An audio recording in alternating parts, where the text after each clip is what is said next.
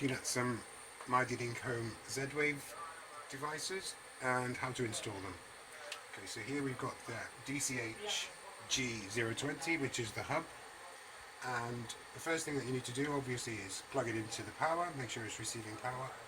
Then you connect it with an Ethernet cable in the back directly to your router.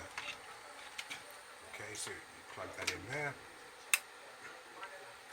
and then you have to make sure that whatever device you're using to install it, like an iPad or a tablet or a phone, it needs to be connected to your wireless network to do the installation.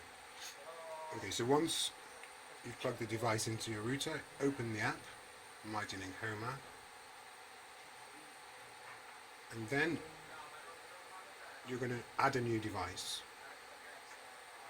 So you just follow the steps. You're going to do a manual setup, and then you find the device, which is the hub.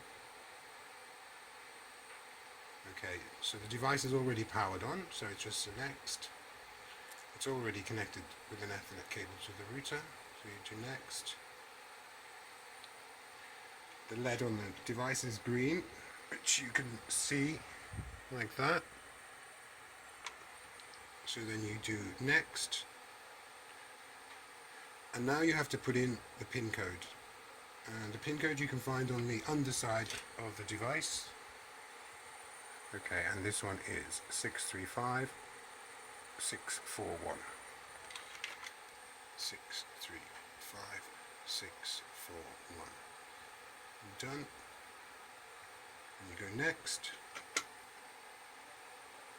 Okay, this is configuration of your time zone. You just click on confirm, and you give the device a name, and then you finish.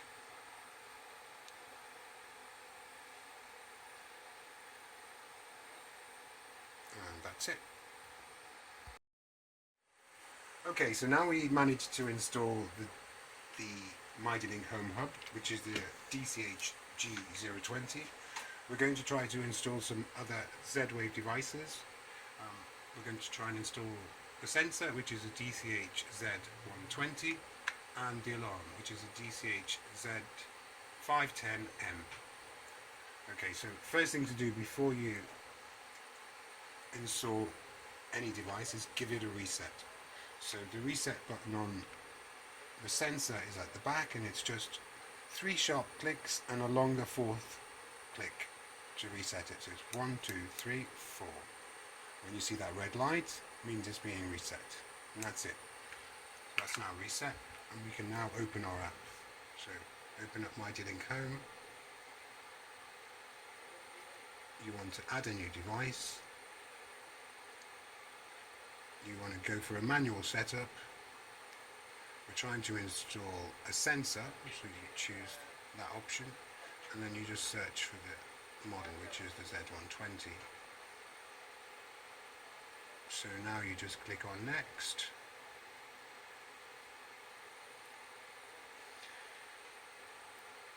And this is where the devices are now trying to pair. So the sensor is trying to pair with the hub, and if you have a look at the hub, we've no longer got that solid green light, it's a blinking orange light, so it's searching a network for this other device. Which has been found, so you give it a name, and we'll call this one sensor.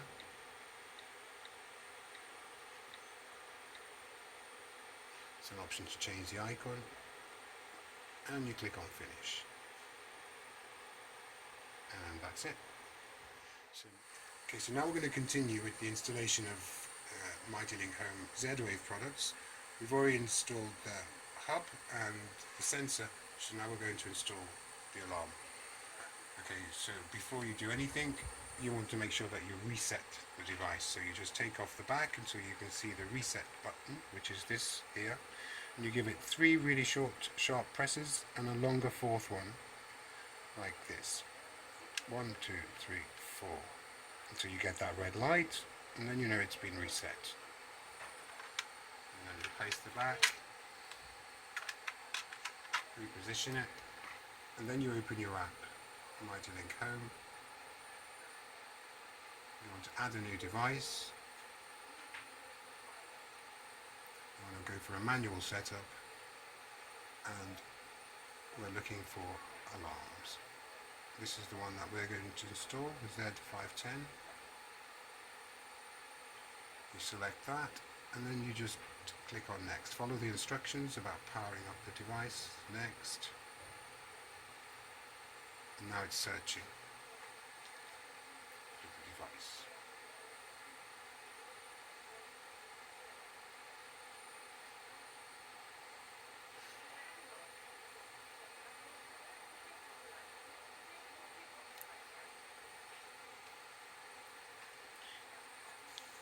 Okay, and it's been found, so you just give it a name like siren or alarm. Click on done, click on finish.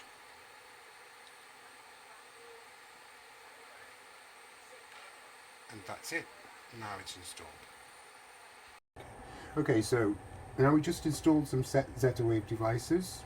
Now I'm going to show you what they look like within the app. Okay, so you've got My Places, you've got My Devices, and this is where you're going to find all the devices connected to your account. Okay, there are some devices here that are in grey. This one obviously needs a firmware upgrade. This one is offline, which means it's just disconnected. If I didn't want to ever connect this device again, I could just drag it and delete it. But I won't do that because I want to connect it at a later date. Okay, so you can go down all of your devices. This is the hub, and if I click on here, the menu disappears. So this will just show you how and what devices are connected to it. So if we look at this device, for instance, you see all the functions that it has. So it's set up for motion detection. This tells you the time of the last detection. This gives you a list of all of the recorded detections of the device. Here you've got the sensitivity, which you can set or change to higher or lower. Illumination, which tells you whether it's a day or night. And then you've got the temperature, depending on what you're used to. You can set Fahrenheit or centigrade. Battery status, and you've got schedule. So this is where you can set up a schedule for the device. So you can do basic or advanced. So the basic one is really just a couple of cycles that you can use. It's a bit limited, okay? And you also have to get a name. We're going to try doing advanced. Okay, here there's a little bit more complicated, and you can do more things. So you can set rules with times and days.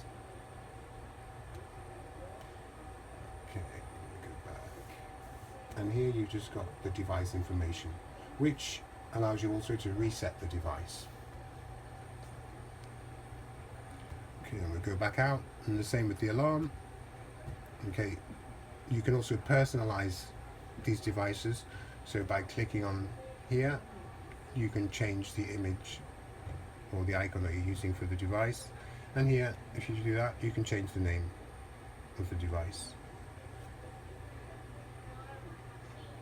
which we're not going to do. Here you've got your duration of the alarm. Okay, and then you've got some more device information here, which allows you to reset it again. Okay, and now here are the My Actions, and this is where you can create a rule for your devices. So, for instance, if we want to add up a new action, you click on here. You can give the action a name, so you want to do, call it test for the moment. And then you select here. You want to select a device that triggers the alarm. So here you've got the tamper sensor, which just means if anybody tampers with that device, tries to open it or remove it, you can get an alarm that way or a notification. We're going to use motion detection. Okay, so we're going to set up motion detection for the device next. And then you have to select a responder.